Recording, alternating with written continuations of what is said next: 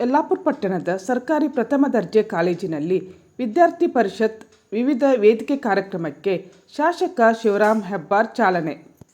ಪಟ್ಟಣದ ಕಾಳಮ್ಮನಗರದ ಸರ್ಕಾರಿ ಪ್ರಥಮ ದರ್ಜೆ ಕಾಲೇಜಿನ ವಿದ್ಯಾರ್ಥಿ ಪರಿಷತ್ ಹಾಗೂ ವಿವಿಧ ವೇದಿಕೆ ಕಾರ್ಯಕ್ರಮವನ್ನು ಶಾಸಕ ಶಿವರಾಮ್ ಹೆಬ್ಬಾರ್ ಉದ್ಘಾಟಿಸಿ ಮಾತನಾಡಿ, ವಿದ್ಯಾರ್ಥಿ ಜೀವನ ಬದುಕಿಗೆ ಹೊಸ ಶಕ್ತಿ ಕೊಡುವ ಮಹತ್ವದ ಘಟ್ಟವಾಗಿದೆ.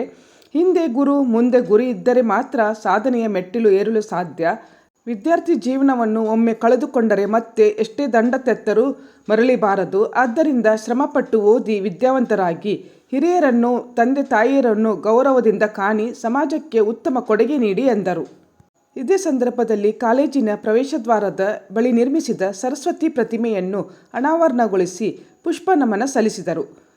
ಸಾಗರದ ಇಂದಿರಾ ಗಾಂಧಿ ಸರ್ಕಾರಿ ಮಹಿಳಾ ಕಾಲೇಜಿನ ಪ್ರಾಧ್ಯಾಪಕ ಡಾಕ್ಟರ್ ಮಾವೀರ್ ಮಾತನಾಡಿ, ಕನಸುಗಳನ್ನು ಯಾವುದೇ ಕಾರಣಕ್ಕೂ ಕನಸಾಗಿಯೇ ಉಳಿಸಿಕೊಳ್ಳಬಾರದು.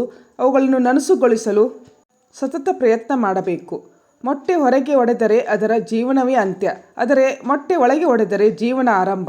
ಅದರಂತೆ ನಿಮ್ಮೊಳಗಿನ ಛಲ ಹುಟ್ಟಿ ಮನಸ್ಸಿನಲ್ಲಿರುವ ಕೆಟ್ಟ ಆಲೋಚನೆವೆಂಬ ಕಸವನ್ನು ತೆಗೆದುಹಾಕಿ ಶ್ರದ್ಧೆಯಿಂದ ಅಧ್ಯಯನದಲ್ಲಿ ತೊಡಗಿಕೊಂಡಾಗ ನಿಮ್ಮ ಸಾಧನೆಯ ಬೆಳಕು ಶಿಕ್ಷಕರ ಪಾಲಕರ ಮುಖದಲ್ಲಿ ಫಳಫಳಿಸುತ್ತದೆ ಎಂದರು. ಪ್ರಾಂಶುಪಾಲ ಡಾಕ್ಟರ್ ಆರ್.ಡಿ. ಜನಾರ್ದನ್ ಮಾತನಾಡಿ, ಬದಲಾವಣೆ ಜಗದ ನಿಯಮ. ಅದರಂತೆ ವಿಜ್ಞಾನದಿಂದ ತಂತ್ರಜ್ಞಾನದವರೆಗೆ ವೇಗವಾಗಿ ಬದಲಾವಣೆ ಕಾಣುತ್ತಿರುವ ನಾವು ಅದರೊಂದಿಗೆ ಸಾಗಲೇಬೇಕಾಗಿದೆ. ವಿದ್ಯಾರ್ಥಿಗಳು ಪ್ರಚಲಿತ ವಿಷಯ ತಂತ್ರಜ್ಞಾನದ ಅರಿವಿನ ಅಧ್ಯಯನದೊಂದಿಗೆ ಮುನ್ನುಗ್ಗಬೇಕು ಹಾಗೂ ವಿದ್ಯಾರ್ಥಿಗಳ ವೇಗಕ್ಕೆ ಶಿಕ್ಷಕರು ಅಪ್ಡೇಟ್ ಆಗಿರುವುದು ಅತ್ಯವಶ್ಯಕ ಎಂದರು.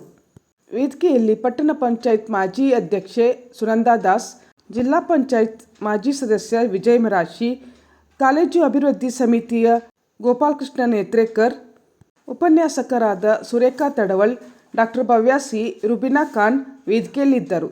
ಸಂಚಾಲಕ ಶರತ್ ಕುಮಾರ್ ವಿದ್ಯಾರ್ಥಿ ಪರಿಷತ್ ಸದಸ್ಯರಿಗೆ ಪ್ರತಿಜ್ಞಾವಿಧಿ ಬೋಧಿಸಿದರು. ಉಪನ್ಯಾಸಕಿ ಸವಿತಾ ನಾಯ್ಕ್ ಸ್ವಾಗತಿಸಿದರು. ವಿದ್ಯಾರ್ಥಿಗಳಾದ ವೈಷ್ಣವಿ ದುಂಡಿ ಸ್ವಾಗತ ನೃತ್ಯ ಮಾಡಿದರು. ವೇದಾ ಭಟ್ ಪ್ರಾರ್ಥಿಸಿದರು.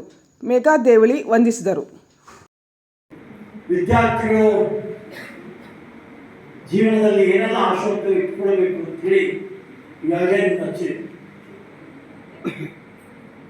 ಮಾತನಾಡೋದು ತೆರಿಗೆ ಹೇಳಿಕೆ ಕೊಟ್ಟಿದ್ದೆ.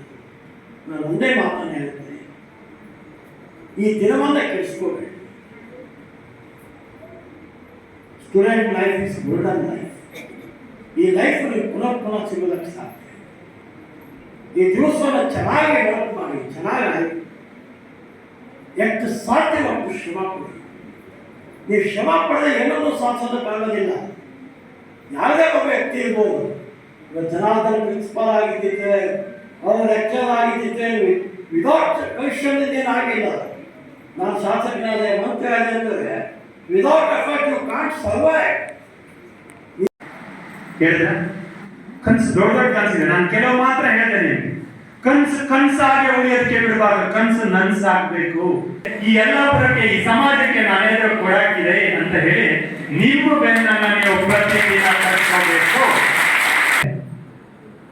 ಮೊಟ್ಟೆ ಮಕ್ಕಳೇ, ಅದು ಹೊರಗಿಂದ ಒಡೆದ್ರೆ ಜೀವನ ಮುಗಿದೋಗುತ್ತೆ. ಅದು ಎಲ್ಲಿಂದ ಹೊಡಿಬೇಕು?